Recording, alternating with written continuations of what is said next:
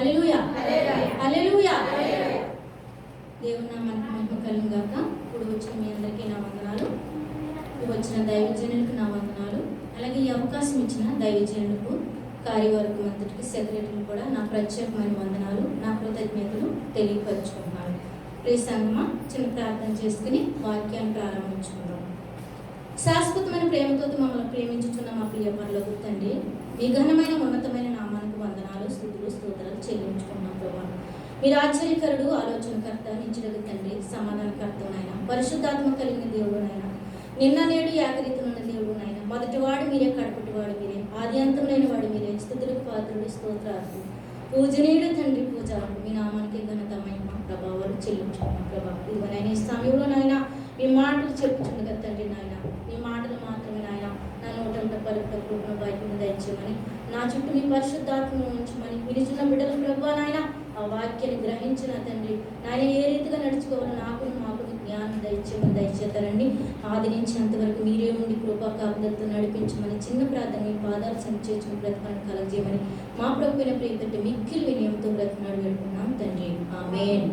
హల్లెలూయా హల్లెలూయా. మొదటగా మీరు త్వరగా నాకు సహకరించినట్లయితే నేను సమయాన్ని సద్వినియోగం చేసుకుంటానండి. ఇర్మియా గ్రంథము 23-24 వచనం చదువుకుందాం. ఇర్మియా గ్రంథము 23వ అధ్యాయము 24వ వచనం చదువుకుందాం. యెహోవా సెలవిచ్చిన మాట ఏదనగా నాకు కనబడకుండా రహస్య స్థలములలో దాగగలవాడా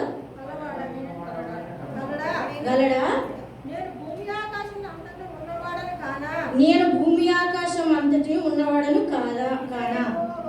ఇదే యెహోవా. ఇంకా కొంచెం కిందకి చదవండమ్మా. కలగంటిని అని చెప్పుచు నా నామమున అబద్ధములు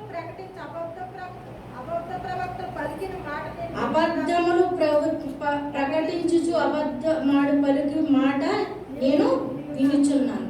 హల్లెలూయా హల్లెలూయా. మనం ఇక్కడ చూసినట్లయితే పరిశుద్ధాత్మ దేవుడు మనతో మాట్లాడినారండి. ఈ యొక్క లోకంలో నేను చూడలేనిది ఏమున్నది? నాకు రహస్యమైనది ఏమున్నది? ఏమీ లేదు.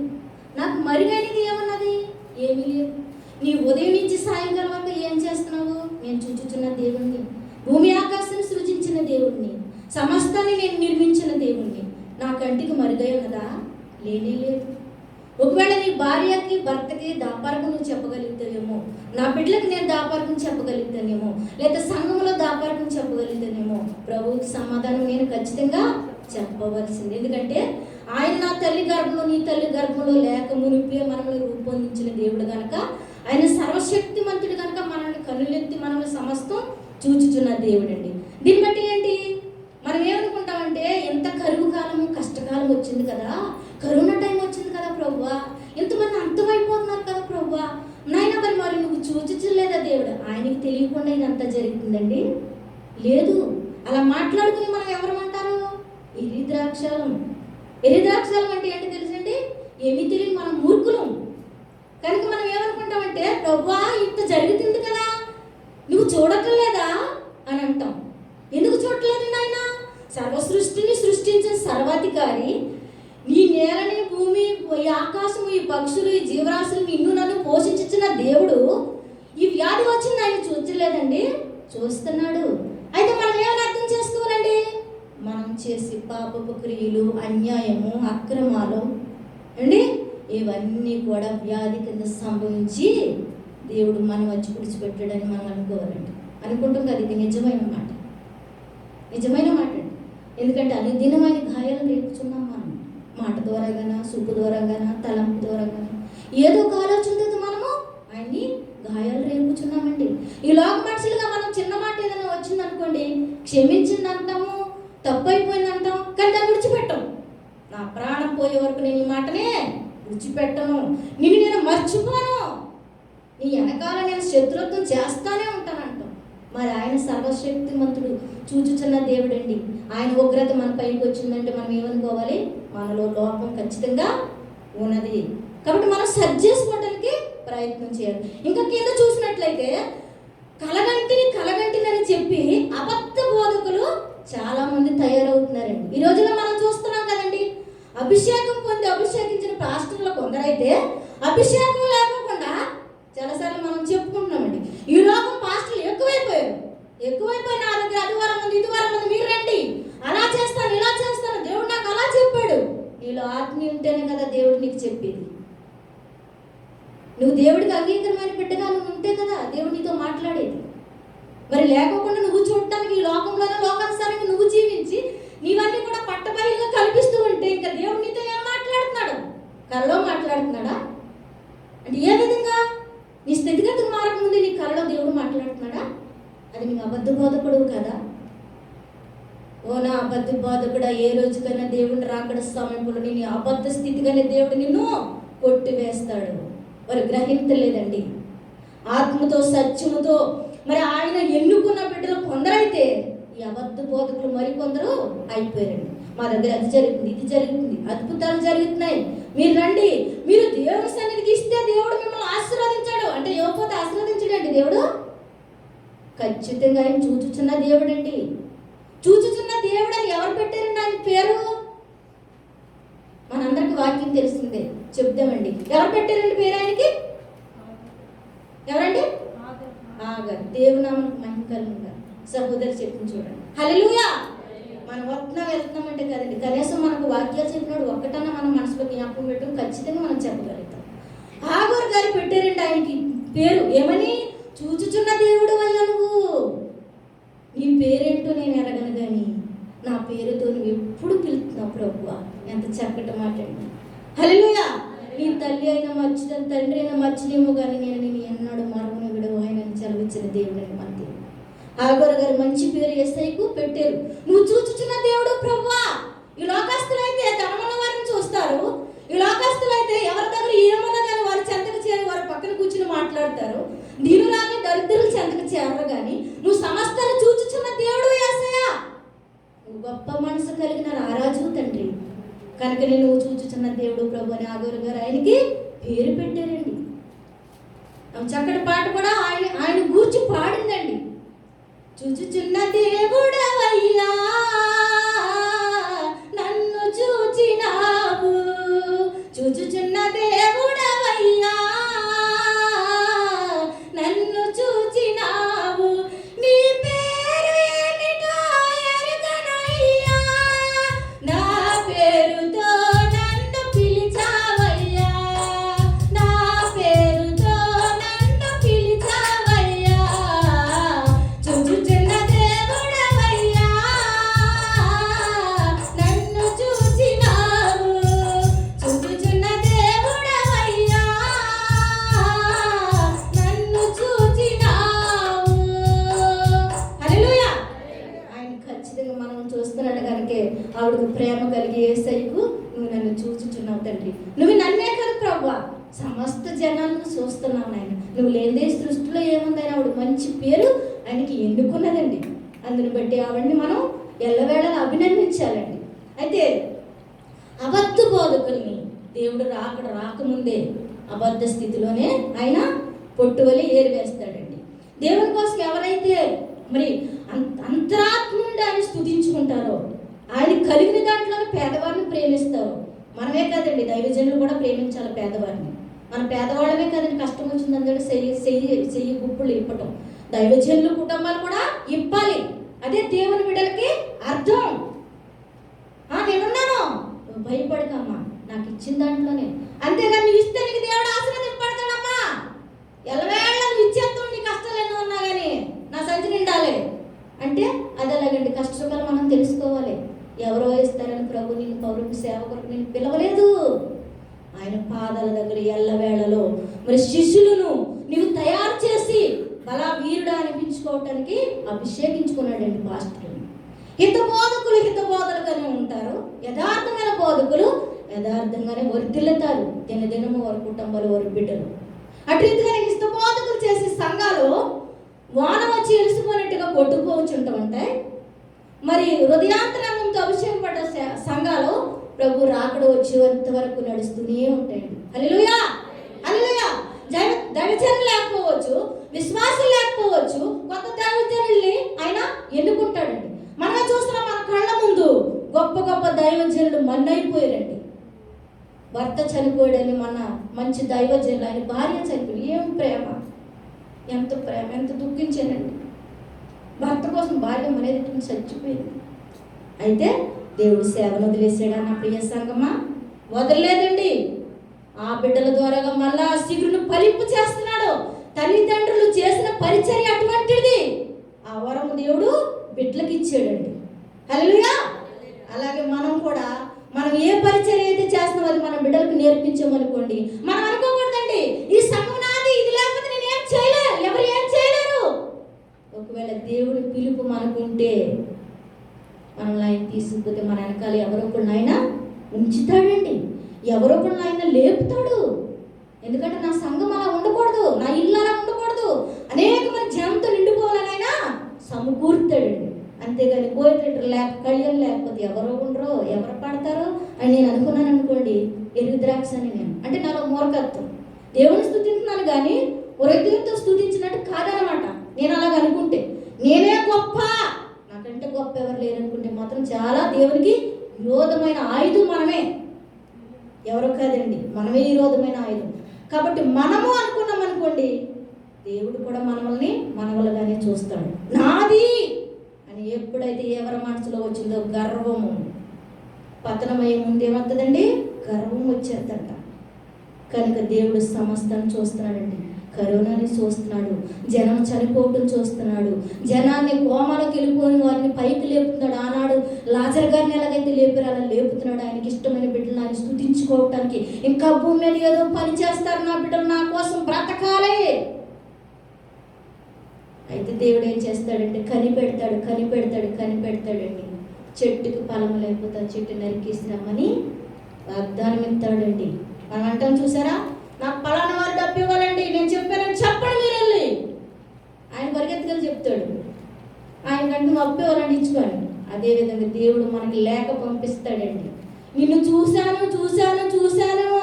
నువ్వు ఎందుకు పనికి రాలేదు కనుక నేను ఈ స్థలంలోంచి తీసేస్తున్నాను. అయిపోయింది, పేరు మాసిపోతున్నది. కనుక ఆ పేరు మాసిపోతుంది. మనతో దేవుడు మాట్లాడినాడు. చూచుచున్న దేవుడు నాదని మనం ఎప్పుడు అనుకోకూడదు. నాదని ఎప్పుడు అనుకుంటామో గర్వం మనలో ఉన్నట్టుదే. అబద్ధ బోధకులను అబద్ధ రకంగా తీసివేస్తాడు. యథార్థమైన బోధ చేసేవారిని యథార్థంగా ఆయన ఎన్నుకుంటాడండి. తర్వాత రెండోది మనం చూద్దామండి. రెండో దీనవృత్తాంతములు 16:9.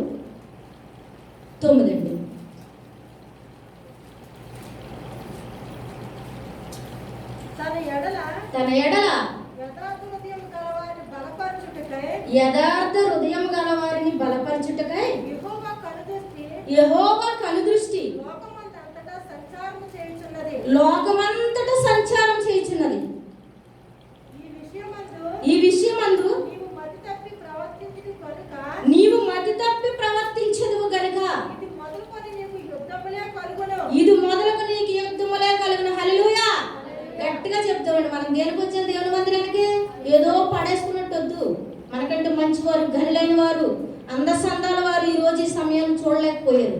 మనం బ్రతికి ఉన్నామంటే దేవుని కృప. కనుక హల్లెలూయా అన్నప్పుడు ఎవరు చెప్పినా హల్లెలూయా అని గంభీరంగా చెప్తాం. హల్లెలూయా.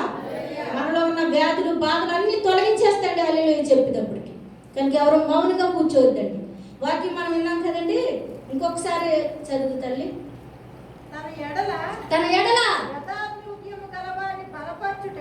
యథార్థ హృదయము గలవారిని బలపరచుటకై యెహోవా కనుదృష్టి లోకమంతటా సంచారం చేయుచున్నది. ఈ విషయమందు నీవు మతి తప్పి ప్రవర్తించితివి గనుక ఇది మొదలుకొని నీకు యుద్ధములే కలుగును. హల్లెలూయా. అదే యెహోవా వాక్కు. హల్లెలూయా. అయితే ఏంటంటే ఆశ అని ఒక దైవజనుడు గొప్ప స్థితిలో వెలుగుచున్నాడంటండి. ఈ యొక్క దినవృత్తాంతములు ఆయన కొరకే ఉన్నది. అయితే ఆయన చాలా ప్రవచనాల ద్వారాగా దేవుని యందు భయభక్తులు కలిగి అనేక విషయాల్లో అభివృద్ధి పడి మరి అనేకమైన వాక్యాలతో కూడిన దైవజనుడు అంటున్నాడు. అయితే ఆయన ఏంటంటే దైవజనుడిగా వచ్చేటప్పుడు ఆయన మనసులో గర్వం వచ్చేసిందంటండి. నేను లేదే ఏది లేదు, నేను లేదే ఇక్కడ ఏమీ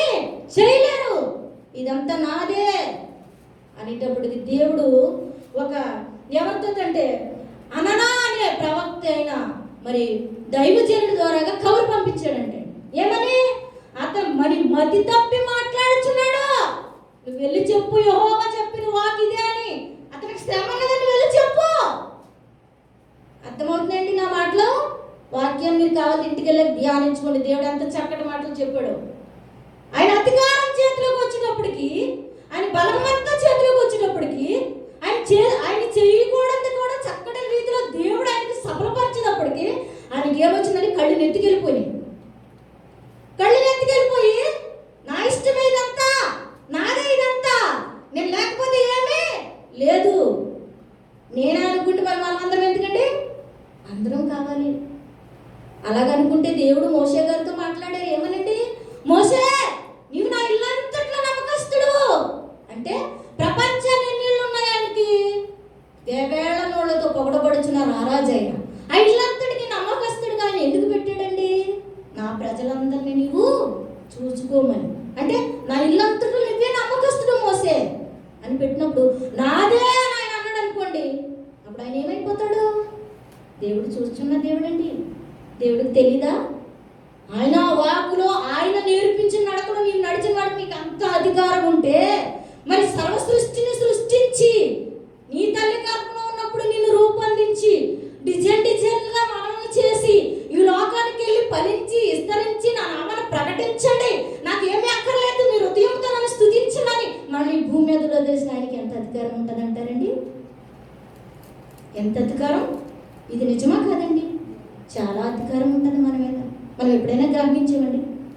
మతి తప్పి మాట్లాడుతున్నాడు ఆశ అనడా, నీ వెళ్ళి చెప్పు.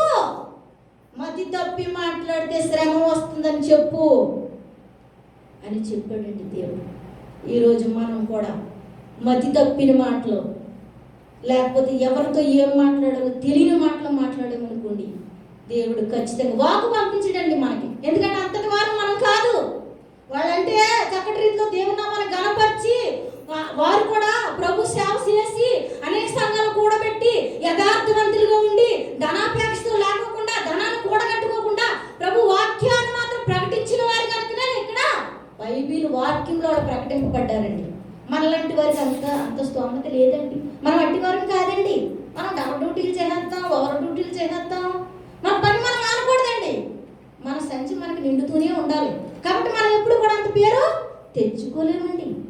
వారు చాలా అదృష్టవంతులు. ఎందుకంటే దేవుని కనుదృష్టి వారి పైన ఉన్నది కనుకే వారు బైబిల్లో రాయబడి ఉన్నారండి. అటువంటి దయచేయండి. ఒకవేళ మనం కూడా ఈ రోజుని మతి తప్పిన మాటలు, భ్రమ కలిగిన మాటలు మాట్లాడుకుంటూ తిరుగుతున్నామేమో. నాది అని ఎప్పుడైతే ఉంటుందో మనం ముందు విన్నది కూడా మనం గమనించామండి. చూచుచున్న దేవుడైనా నాది అని ఎప్పుడు అనుకుంటావో మనకు కవర్ ఏది ఉండదండి. నాది నాది అని విరవిగుచున్నావు కదా, ఏది నీ సొంతమే కానే కాదని మనం ఒకేసారి ఆయన తుంచేస్తాడండి. హల్లెలూయా, హల్లెలూయా. కనుక ఈ రోజులో పరిస్థితులు ఎలా ఉన్నా కూడా మనం బ్రతికి ఉన్నామంటే ఎవరి కోసమండి? మన కుటుంబం కట్టుకోవటానికి, మనం రూపాయలు సంపాదించుకోవటానికి, లేకపోతే మనం ఓవర్ డ్యూటీలు చేసుకోవచ్చండి. నువ్వు చేసుకున్న దాంట్లోనే సంఘంలో నువ్వు ప్రభు సేవ నిమిత్తం ఏమైనా ఇచ్చుచున్నావా? నువ్వు ఎప్పుడైనా ఆలోచించావా?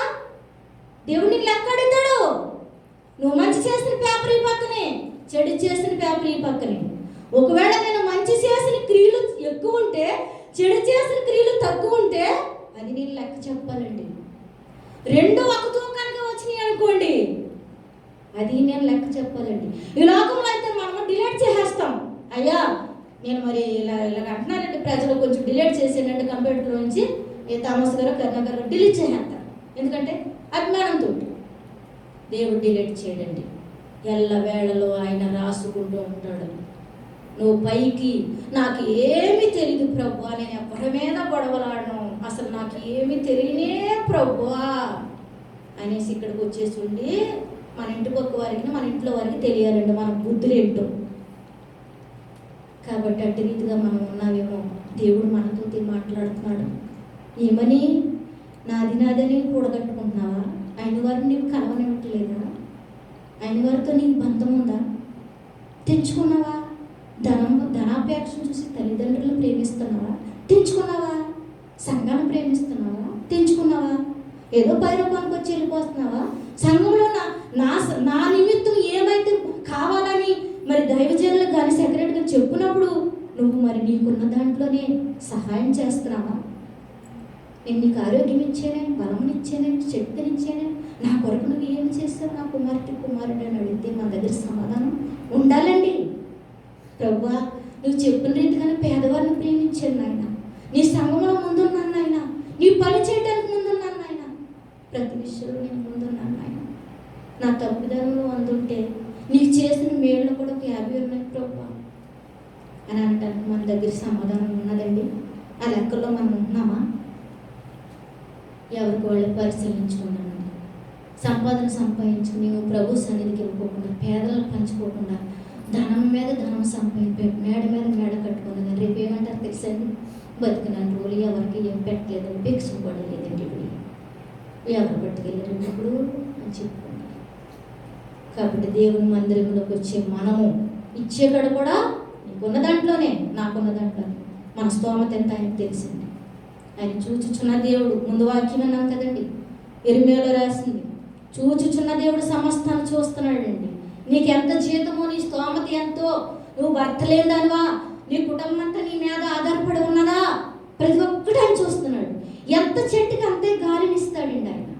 పెద్ద చెట్టుకి పెద్ద గాలు, చిన్న చెట్టుకి చిన్న గాలు. మనం అనుకుంటాం చాలాసార్లు సంఘాల్లో ఇచ్చేవారు అందరూ చాలా ఉన్నవాళ్ళని. ఎవరో ఉన్నవాళ్ళు కదండి, అందరం కూడా కష్టపడుకుని పని చేసుకున్న పేదవాళ్ళని. పేదవాళ్ళమైనా కూడా మనం సంఘాన్ని ప్రేమించని విషయంలో ముందుండాలని దేవుడు మనల్ని హెచ్చరిస్తున్నాడు. రెండోదిగా, నాదని గర్వం ఎప్పుడు కూడా మనకి రాకూడదండి. ఏది నీది కాదు. నువ్వెవరైనా సరే, యాక్టర్వా, డాక్టర్వా, పాస్టర్వా, లేకపోతే సెక్రటరీవా, లీడర్వా, కోఆర్డినేటర్వా, ఆయన సంబంధం లేదు. నువ్వు ఎలా నడుచుకున్నావు దేవుని సన్నిధిలో, నీ ప్రజల దగ్గర ఎలా నడుచుకున్నావు, నేను ఎంత ప్రేమతో నేను అభిషేకించాను, నువ్వేం చేసావు నా ప్రజల మధ్య, నాదే అని కప్పుకున్నావా? మనమని నువ్వు ఎప్పుడు నా ప్రజలను హత్తుకోలేదే. నా ప్రజలు నీ దారిలోకి ఎలాగొస్తారు? ఆయన అడిగితే ఖచ్చితంగా 6 అంతల సమాధానం ఖచ్చితంగా మనం ఆయనకు జవాబు లెక్క చెప్పాలని మాత్రం గుర్తుపెట్టుకున్నామండి. రెండవదిగా, మూడవదిగా, ముందు మనం ఇర్మియా గారి గురించి చూసుకున్నాం, తర్వాత దినవృత్తాంతంలో చూసుకున్నామండి. మూడవదిగా నిర్గమాకాండము 3:7. నిర్గమాకాండము 3వ అధ్యాయము 7వ వచనం. మరియు యెహోవా ఇట్లా నేను ఐగుప్తులో ఉన్న నా ప్రజల బాధను నిశ్చయముగా చూచితిని. పనిలో తమను కష్టపెట్టే వారిని బట్టి వారు పెట్టిన మొరను వింటిని. వారి దుఃఖములు నాకు తెలిసే ఉన్నవి. కాబట్టి ఐగుప్తుల చేతిలో నుండి వారిని విడిపించుటకును, ఆ దేశంలో నుండి విశాలమైన మంచి దేశమునకు, అనగా కానీలకు, ఇత్తీలకు, అమీరీలకు, బెతీలకు, హవీలకు, హేబీలకు. చాలమ్మా, అక్కడ సరిపోద్ది, మన సమయాన్ని సద్వినియోగం చేసుకుంటాం. అయితే ఆయన ఏమన్నాడంటే, ఇక్కడ ఇంకొకసారి చదవం 5వ వచనాలు. మరియు యెహోవా ఇట్లా నేను ఐగుప్తులోనున్న నా ప్రజల బాధను నిశ్చయముగా చూచితిని. ఐగుప్తులో మనకు తెలిసిందేనండి, శ్రమలు, దుఃఖము, స్త్రీలకు, పురుషులకు, మనశ్శాంతులకు పెద్ద పెద్ద ఇటుకలు మోయించి పనులు, గోడలు, ఇవి అవి చేయించుండగా, ఇప్పుడు మనం ముందు వాక్యం చూసుకున్నాం కదండి, చూచుచున్న దేవుడిని నేనే, భూమి ఆకాశము సృజించిన దేవుడును, వ్యాధులు వచ్చింది, కరువులు వచ్చింది, బాధలు వచ్చింది, నేను చూడలేదా? నేను చూశాను, కానీ సమయానికి నేను మిమ్మల్ని స్పందిస్తాను. అంటే మీ గుణగణాలు గమనిస్తాను, నేను చాలా పరిశీలిస్తాను. నేను ఒక డాక్టర్ చదవాలంటే దానికి చాలా ఉంటాయి, కప్పలు చంపాలి, ఏదేదో చెయ్యాలి, అప్పుడు ఆవిడకి పోస్ట్ ఇస్తారు. ఒక నర్సు చదవాలన్నా కూడా అంతే. మరి మన దేవుడు కూడా మనల్ని గమనిస్తాడు కదండి, మనం సహించాలి. వెంటనే ఏది కూడా మనకి దొరకదు, అన్నీ కూడా మనం కష్టపడాలి. ఆయన సన్నిధిలో మనం ఎల్లవేళలా కనపడాలి.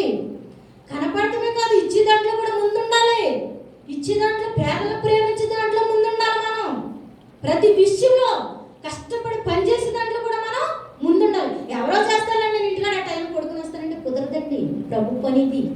నాకెంత బాధిస్తుందో నీకంతే బాధిస్తుంది. ఎవరో ఇక్కడ గొప్పోళ్ళు లేవు. ప్రతి ఒక్కరు ఇక్కడ కనపడాలి. ఆల్రెడీ ప్రార్థన అంటేనే కనపడము మనం. అబ్బో పెద్ద బిజీ అయిపోతాం.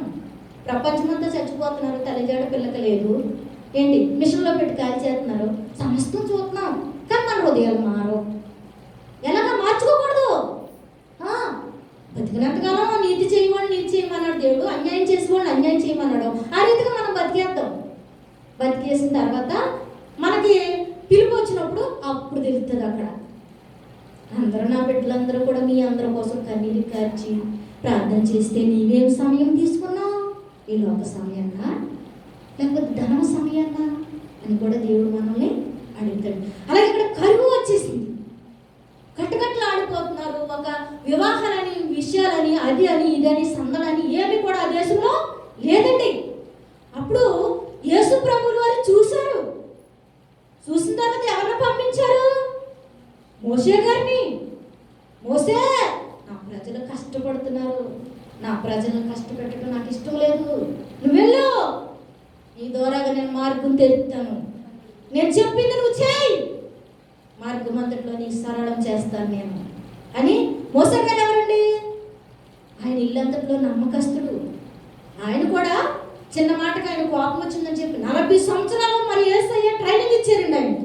ఒక రోజు 2 సంవత్సరాలు, 2 రోజులు కాదు 2 సంవత్సరాలు కదండి, 40 సంవత్సరాలు ట్రైనింగ్ ఇస్తే ఆ ట్రైనింగ్ అంతట్లో కూడా ఆయన గెలిచారండి. గెలిచిన తర్వాత కొంచెం ఒక తప్పు చేసిన వలన ఆయన బండను వచ్చిన తర్వాత దేవుని చిత్తం మళ్ళీ తీసుకుందాం. బండను కొట్టిన వలన ఆయన కొంచెం దేవునికి చాలా రోజులు ఆయన విరోధంగా ఉన్నాడు. అయితే మరలా ప్రభువా నన్ను క్షమించు, నీ దాసుడిగా నన్ను చేసుకోయ్యా, నీ పాదాల దగ్గర నేను ఉంటానయ్యా, నేను కనపరుస్తానయ్యా, అయ్యా నీవు లేని బ్రతుకు నాకు వద్దయ్యా, నీవు నాకు కావాలంటే ఆయన క్షమించేశాడండి. మనమైతే క్షమిద్దాం. అబ్బా 10 సంవత్సరాల నుంచి నా నెట్టు కూర్చున్నా నీ మీద పగ, నా పగ పోనే పోదురు, ఈ లోపల నా ప్రాణం పోతుంది, నీ మీద మాత్రం పగ పోదు, నాకు అభిమానం రాదు, పగట్టేసుకుంటాను అనమాట, చేదెట్టేసుకుని బతుకుతూ ఉంటాను నేను. ఒక మాట మీకు తెలిసి తెలియదండి, వాక్యంలో కూడా ఉంది, చేదు పెట్టుకుని బతకడం ఆయనకి ఇష్టం లేదంటుంది. ఉన్న మాటను బహిరంగంగా మాట్లాడేసి అందరితో వదిలేయాలంట, కానీ లోన చేతి పెట్టుకుని నాతో స్నేహం ఎవరూ చేయలేరన్నారండి యేసయ్య. కరువు కాలం వచ్చేసింది. అక్కడ జనం కష్టపడుతున్నారు. సమయాన్ని చూశాడు ఆయన. మోషే గారిని పంపించారు.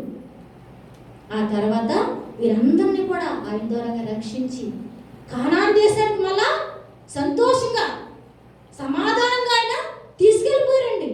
ఎందుకు? ఆయన మనం కష్టపడటం ఆయనకి ఇష్టం లేదండి. ఈ లోకస్తులుగా మనము ఒకరిని కష్టపడతాము, ఏదైనా చేస్తాం మన కోసం, స్వార్థం కోసం. కానీ ఆయన అటువంటి స్వార్థపరుడు కాదండి.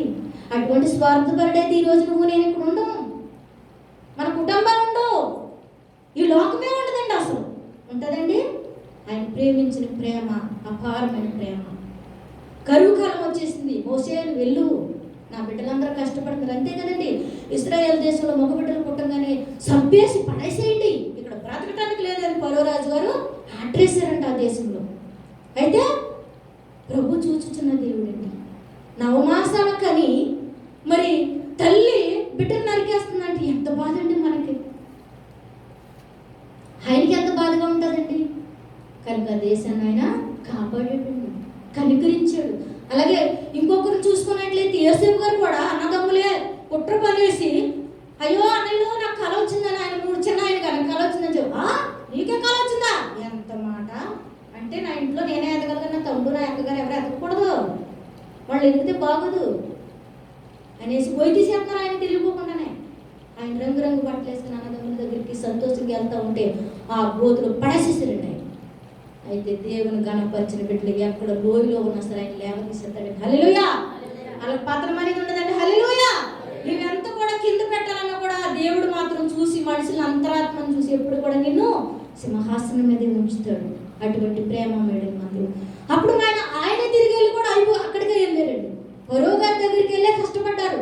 కష్టపడేటప్పుడు ఫరో భార్య చూసి, యోసేపు యవనస్తుడండి,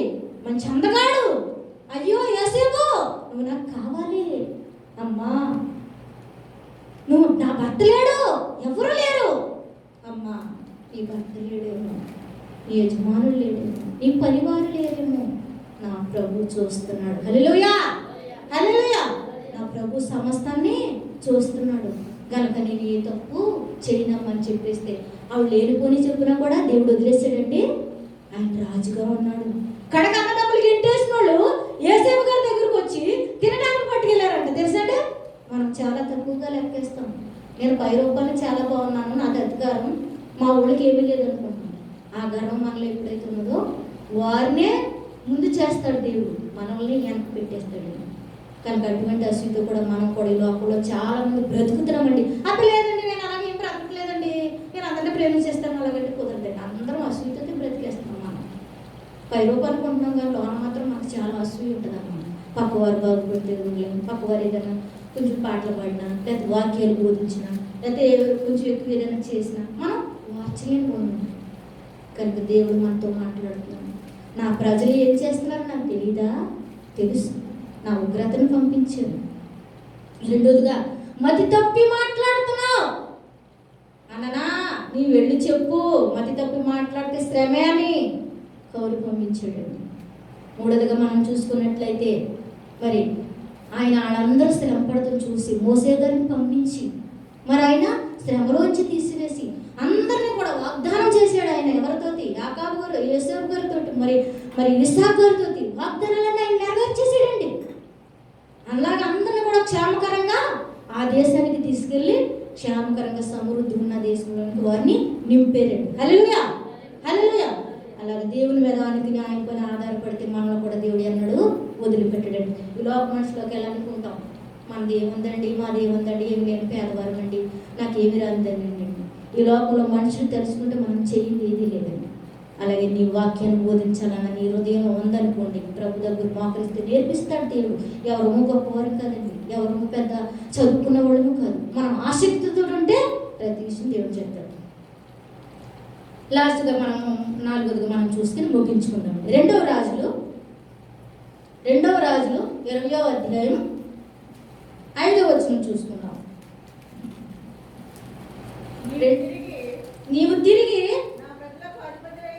నా ప్రజలకు అధిపతి అయిన హిజ్కియా యొద్దకు పోయి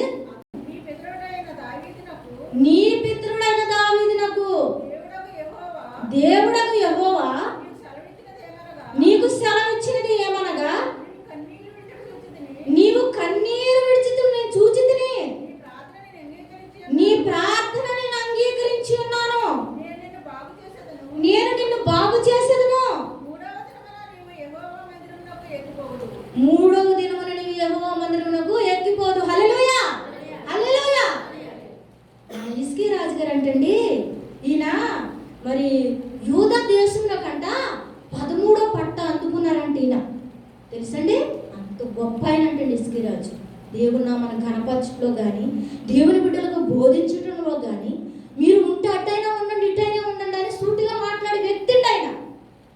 కనుక ఈరోజు దేవుడు ఆయన ఎన్నుకుని బైబిల్లో రాశాడండి ఆయన గురించి. తెలుసండి, ఒక పేరు ప్రతిష్టలు కావాలన్నా కూడా దేవుని దృష్టిలో మనం పడాలి.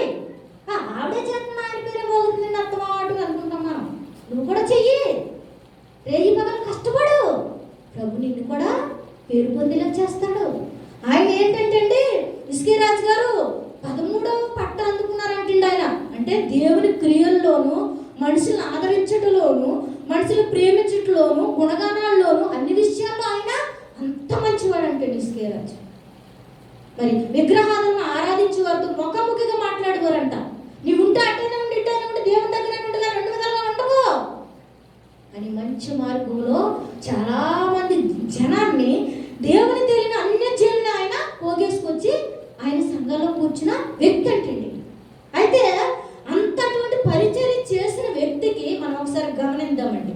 మనం చిన్న చిన్న బాధలు వచ్చినప్పుడు, ఏంటి ప్రభువా నాకు ఇన్ని బాధలు వచ్చినాయి, నువ్వు కనికరించవా, నువ్వు చూస్తలేదా ప్రభువా నన్ను అంటే మనం ఏంటంటే పనులు చేసేసుకుని మేడం కట్టేది బాబా నేను చూడకాను, ఈ సేవ కొరకు నేను ఉపయోగించుకోను అనుకుంటాం. అటువంటి మరి దైవజ్ఞానం కలిగిన బిడ్డలే ప్రభు పాదాల దగ్గర ఉన్నారంటే మనం ఎలా ఉండాలండి? సమయం ఉన్నప్పుడల్లా కూడా మనం ఆయన దగ్గరికి చేరిపోవాలి. అయితే ఆయనకి కురిపి వేస్తుందంటండి. చెప్పుకోవాలంటే రోగము వచ్చింది, కురిపేసిందంటండి. కురిపేసిన కూడా ఏమంటారు చెప్పమంటారంటే అది క్యాన్సర్ అయితే కురిపేద్దంటే ఎవరికైనా గెట్ట కింద వేస్తుందంట, అది క్యాన్సర్లోకి దింపేద్దంట. అటువంటి క్యాన్సర్ ఆయనకి వేసినప్పుడు అప్పుడు ఆయన వేరే వేరే వాక్యంలో చూసినప్పుడు అయితే ఇదిగో హిజ్కియా నువ్వు ఇల్లంతా సగపెట్టేసుకో, ఈ రాత్రి చచ్చిపోతున్నామని దేవుడు నీకు చెప్పాడని చెప్పి వెళ్ళి దూతగా ప్రకటించాడు ఆయన. అంటే ఒక ఆర్డరేసి ఆయనకి అధికారి కనుక ఆయన పంపించాడంటండి. హిజ్కియా రాజు గారు నేను చచ్చిపోతాను ప్రభు అనేది ఇల్లంతా చదువుకోమని చెప్పేటప్పుడు ఆయన ఇక్కడికి వచ్చేటప్పటికి ఆయన కన్నీరు విడిచి ప్రభువా నీ సన్నిధిలో ఎంత చేసినా జ్ఞాపకం చేసుకో ప్రభు, నేను చచ్చిపోతానని సెలవిచ్చావు కదా ప్రభు, మరొకసారి నన్ను జ్ఞాపకం చేసుకోతండి, మరొకసారి జ్ఞాపకం చేసుకో ప్రభు, నీకు ఉపయోగపడే పాత్రగా నేను జీవిస్తాను ప్రభు అని ఆయన పాదాల దగ్గర పడి ఏడుస్తూ ఉంటే ఆయన కన్నీరంతా చూశాడంటే యేసయ్య. ఈ లోకంలో నీళ్ళు ఉంటాయండి ఆయన ఇచ్చినవి, మనము డబ్బు సంపాదించాక ఈ నీళ్ళు తాగితే మాకు ఆరోగ్యం చెడిపోతున్నాయి కానీ మంచి ఫిల్టర్ నీళ్ళు తెచ్చుకుంటామండి మేము, ₹1,00,000 నీళ్ళు కూడా కొనుక్కుని తాగే వాళ్ళు ఉన్నారండి. ఆ విషయం మన అందరికీ తెలిసిందే. ఒక నీళ్ళు ఖరీదు ₹1,00,000 కూడా ఉంటాయండి. మన ఇష్టం, మన డబ్బులు బట్టి. పేదవాడు ఏం చేస్తాడు? పైపులో నీళ్ళు తాగుతాడు, కానీ పేదవాడు బ్రతకటం లేదండి. అలాగా ఆయన మనం డబ్బు కలిగినప్పటికీ ఏ రకంగా చేస్తాము ఈ లోకంలో చాలా విధంగా చేస్తాం. ఆ నీళ్లు కన్నీరు చాలా విలువైంది చూసాడండి దేవుడు. ఈ లోకంలో నీళ్లు ఆయన ఇచ్చినవి చాలా ఉన్నాయి. మనల్ని అందరినీ ఆయన నీతి మార్గంలో నడపడానికి దప్పికైన నీళ్ళు ఇచ్చారు. మనం ఈ లోకంలో జీవించి తాగటానికి తినటానికి దప్పిక ఏమి కావాలో అవి తీర్చారు. మనకి సర్వ సృష్టిని సృష్టించి మనకి ఏమి పండు కావాలో అన్నీ ఇచ్చింది ఆయనేనండి. అయితే అన్నిటికని విలువైంది కన్నీరు. ఏది నువ్వు అనవసరమైన దానికి ఓ అనారోగ్యాన్ని ఏడితే కాదు, ప్రభు పాదాల దగ్గర పడి ఏడుపు. ఆ నీరు ఆయన బుడ్డిలో వేసుకుంటాడంటే చూసేవాళ్ళకి హేళనగా ఉండొచ్చు, కానీ ఆయన మాత్రం బుడ్డిలో వేసుకుంటాడండి. నా కుమారుడు కుమార్తె నా దగ్గర నువ్వు ఎంత కన్నీరు కార్చావు, ఎంత విలువైన కన్నీరు కార్చావు, నీ విలువైన కన్నీరు నేను చూస్తున్నాను, నేను విడిచిపెట్టను అని ఆయన కన్నీరు కాచి ప్రార్థించగా మరలా ఆయన ఏమనండి నువ్వు బ్రతికి 3వ దినమున వెళ్ళి నా మందిరంలో ఏమనుందమ్మా అక్కడ లాస్ట్ వచ్చిన ఒకసారి చదవనమ్మా, నేను ముగిస్తాను. 3వ దినమున నీవు యెహోవా మందిరము చాలు తల్లి, నువ్వు యెహోవా మందిరమునకు ఎక్కిపోదు. హల్లెలూయా, హల్లెలూయా గట్టిగా చెప్తామండి హల్లెలూయా. ముందు ఏమని చెప్పారండి ఆయన, అయ్యో హిజ్కియా నీకు మరణం వచ్చేసింది, ఇదిగో లేఖ పంపించారు సర్వ సృష్టికర్త యేసయ్యా, నీ ఇల్లంతటి చక్కబెట్టేసుకో. నువ్వు ధనం కూడా పెట్టుకున్నావా, ఏమి కూడా పెట్టుకున్నావు, ప్రభు కోసం ఏమన్నా సువార్త ప్రింట్లు ఏమన్నా ఒకవేళ చేయించుకున్నావా, మనల్ని కూడా అలా అడుగుతాడు దేవుడు. బంగారంగా ధనము మన ఇంట రాదు కానీ మనం ఎలా పోతాం మనకే తెలియదు. కానీ ఆయన భక్తుడు కనుక ఆయన సన్నిధులు ఎన్నో చేశాడు కనుక ఆయన కౌరు పంపించాడు దేవుడు. ఇదిగో హిజ్కియా నువ్వు మరణిస్తున్నావు కనుక నువ్వు ఏదైనా చేయవలసిందంటే చేసేసుకుని ఇల్లంతా చక్కబెట్టాయి. మనకు అలా ఉండదండి, ఒకవేళ మనం అనుకుంటున్నామేమో, అది మన అందరికి తెలిసిందే. ఈ రాత్రే దేవుడు మన ప్రాణం పడితే ఎక్కడేం పెట్టేది ఎవ్వరికీ తెలియదు. ఒక పాట ఉందండి, ఆత్మ నీలో ఉంటేనే అందరూ నిన్ను ప్రేమిస్తారు, అది కాస్త వెళ్ళిపోతే ఎవరికి నీ అవసరం ఉండదు. ఆత్మ నీలో ఉంటేనే అందరూ నిన్ను ప్రేమిస్తారు, అది కాస్త వెళ్ళిపోతే ఎవరికి నీ అవసరం ఉండదు. కన్నవారే ఉండరు,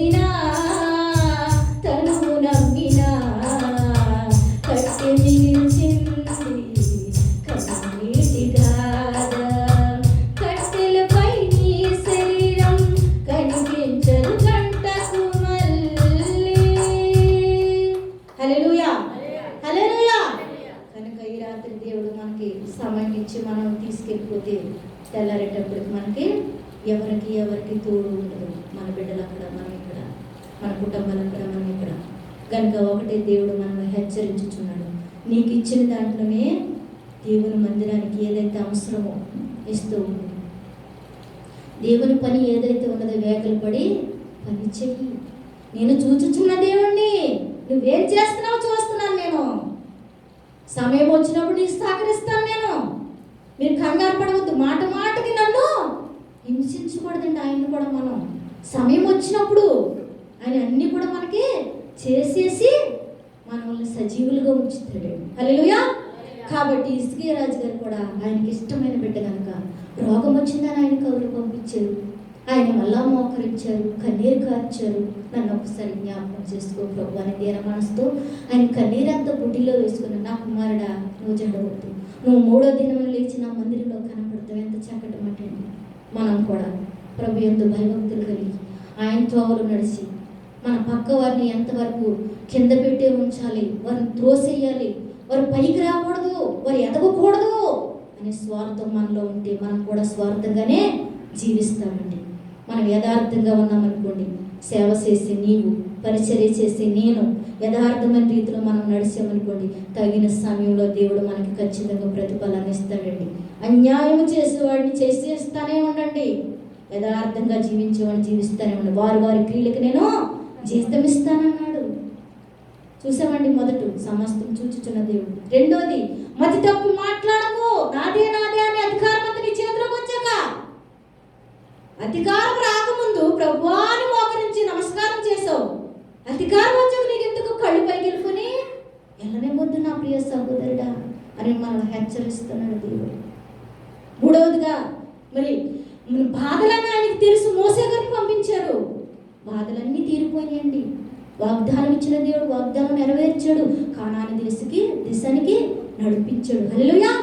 మనందరిని కూడా అటువంటి రీతిలో ఆయన కాచి కాపాడి ఎల్లవేళలా ఆయన భద్రతను నింపుతున్నాడు. ఈ కరోనా సమయం వచ్చింది, అది వచ్చింది, ఇది వచ్చిందని మనం అనుకుంటున్నాము, కానీ ఆయన మాత్రము మనల్ని చూస్తున్నాడండి. ఉదయం నుంచి సాయంకాలం వరకు మనకి ఏం కావాలి, ఎలా బ్రతకాలి, ఏ రీతిగా ఉండాలి ప్రభు అని జ్ఞానం కలిగన్నాడు. మరి ఈయన సొలొమోను గారు ఏమని ప్రార్థన చేశారండి? ప్రభువా నా జ్ఞానం మాత్రమే కావాలి, జ్ఞానం కావాలని ప్రార్థిస్తే ఆయన ఎంత గొప్ప వ్యక్తి అండి. ఆయన దావీదు గారు ఎంత గొప్ప వ్యక్తి అండి. ప్రభు పాదాలు చెంత ఎలాగని, దావీదు నా ప్రియుడా, అబ్బా ఎంత చక్కటి మాట అండి. భార్య భర్తను ప్రేమించుకుంటే నువ్వంటే నాకు చాలా ప్రేమ రాని భర్త మనల్ని మనం చాలా సంతోషిస్తాం. అలాగే దేవుడు దావీదు గారు నా ప్రియుడా అంటే ఆయన హృదయంతో యేసయ్యను స్తుతించాడండి. కపట ప్రేమతో సేది పెట్టిన బ్రతకలేదు కనుక ప్రియుడయ్యాడు. మోసే నా ఇల్లంతట్లో నీకు నమ్మకస్తుడు, ఆయన కాదన్నది విడిచిపెట్టేసి ఆయన త్రోవలో నడిచాడు కనుక అన్ని సంవత్సరాలు ఆయన ట్రైనింగ్ ఇచ్చి ఆయన యొక్క పరిస్థితి అంతా ఆయనకి అప్పగించేసి నీవు బోధించమని ఆయన్ని ఎన్నుకున్నాడండి. ఇల్లంతట్లో నమ్మకస్తు. సొలొమోను గారికి జ్ఞానం ఏమంటే ఐశ్వర్యాన్ని, ఆస్తిని, పేరును అన్నీ ఇచ్చాడండి ఆయన. అటువంటి రీతిలో మనం కూడా స్వార్థం అనేది లేకుండా, సేద అనేది మనలో లేకుండా ఉంటే చూచుచున్న దేవుడు మనందరినీ కూడా మన పక్షాన్ని వేర్చుమాడు. ఆయన విలాప మనుషులైతే మనిషి దగ్గర మనిషి మాట్లాడుకుంటూ తిరుగుతాడు. నచ్చితే ఒక మాట, నచ్చుతుంది. మన యేసయ్య మాత్రం ఎల్లవేళలో నువ్వు ఎలా ఉన్నా సరే, నా ప్రియ సహోదరుడా మీ చేతులు కడుక్కుని నన్ను హత్తుకోండి, నేను మిమ్మల్ని హత్తుకుంటాను, మీ కొరకు నేను ఎదురు చూస్తున్నాను. ఆయన మన కొరకు ఎదుర్చున్నాడు. కాబట్టి మనం కూడా ఆయన మార్గంలో నడిచి ఆయన సువార్తను ప్రకటించి ఆయన ఎంతో భయభక్తులు కలిగి ఆయన రాకడ వచ్చేటప్పుడు మనందరం కూడా సిద్ధపడమని దేవుడు మనల్ని హెచ్చరించారు. ఈ నా మాటలో దేవుడు నామానికి మహిమ, ఘనత, ప్రభావం కలిగిన గాక.